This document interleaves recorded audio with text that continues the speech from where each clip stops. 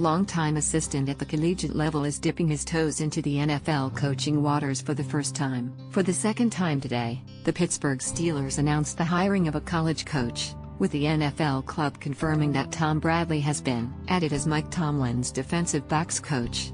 Prior to this move, Bradley had spent 37 years in the coaching profession in college football. His last 3 seasons were as the defensive coordinator at UCLA, which underwent a coaching change, and the new head coach, Chip Kelly, did not retain Bradley. "I want to thank Coach Mike Tomlin and the entire Steelers organization for this opportunity," Bradley, a native of the state of Pennsylvania, said in a statement. "I am excited to be a part of such a rich tradition here. We have a great nucleus in the defensive backs room, and my goal is to help this group continue to grow and develop as we all work toward one goal."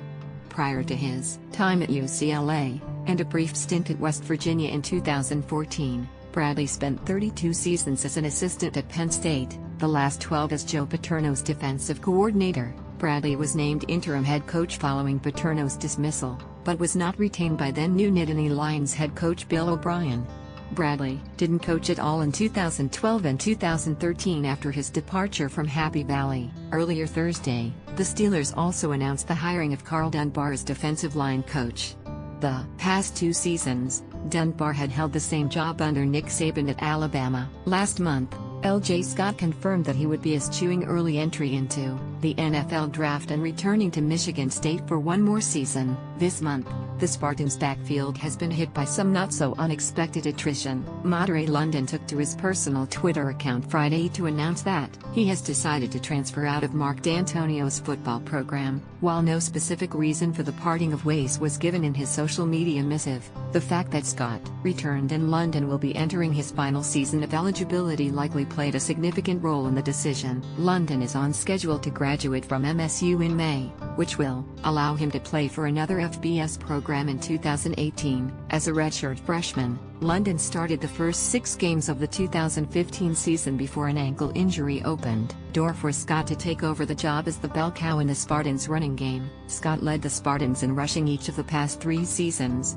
898 in 2017, 994 in 2016, 699 in 2015, while London ran for a combined 924 yards in that span. Nearly 399 of London's career yards came in the first 6 games of that 2015 season. Last year, London was third on the team with 304 yards on the ground while accounting for 3 of his 8 career touchdowns. Yes, punters are people too, which means they can transfer as well. The latest example of what's a rather rare phenomenon is Dylan Klump, who announced on Twitter Friday night that he has decided to take his leave of the Cal football program. Not only that, Klump revealed his destination, Kevin Sumlin's Arizona Wildcats. A punter will be leaving the Bears as a graduate transfer, giving him immediate eligibility at the Pac-12 school for what will be his final season. Originally a junior college transfer who redshirted his 2015 season at Cal, Klump has averaged 43.9 yards per punt the past 2 years. According to his official Cal bio, he's the all-time leading punter in the school's history. Klump's 44.8 yards per punt average in 2016 was second in the conference and good for 8th nationally. This past season, he averaged 43 yards on his 46 punts. Of his 96 career punts, 29 were placed inside of the 20-yard line and just 6 went into the end zone for touchbacks. Thursday, Oregon graduate transfer Khalil Oliver tweeted that he decided to spend his final season of college football at Missouri. A day later, one of Oliver's former teammates has followed suit. Alex Offedale confirmed to Rivals.com Friday that he has decided to transfer from Oregon to Mizzou as well. Like Oliver, Offedale, who played his high school football in the state of Missouri, will be a grad transfer and can play for the Tigers in 2018. Unlike his teammate, however, he will have 2 years of eligibility remaining, according to the wide receiver. The coaching change in Eugene helped fuel the move to Columbia. "I think it's just perfect timing," Offedale told PowerMizzou.com. "I felt like with Oregon going through so many changes coaching staff-wise over the years, I just kind of felt like I gave my all to them, but it's kind of time to end my career coming back home." A 4-star member of the Ducks' 2015 recruiting class, Offedale was rated as the No. 12 receiver in the country, the No. 2 player at any position in the state of Missouri. and the No. 120 recruit overall on 247sports.com's composite board. Only 3 signees in UO's class that year were rated higher than Offadile. Despite that lofty recruiting pedigree, Offadile finished the UO portion of his career with just 4 catches, 31 yards.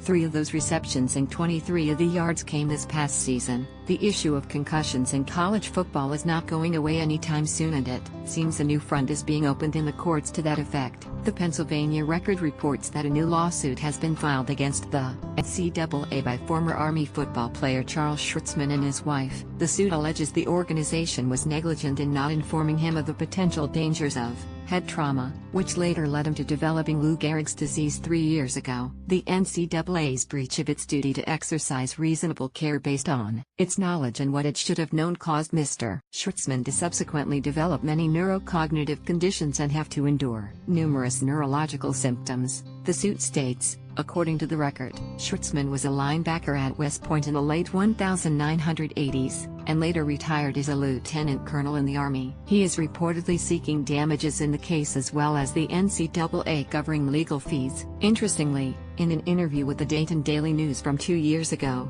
wife Stacy said that both football and Schwartzman's his last trip to Afghanistan could be at fault for his Lou Gehrig's diagnosis. The NCAA typically does not comment on ongoing legal matters, but something says the association will look at a wave of similar lawsuits in other states if Schwartzman's case moves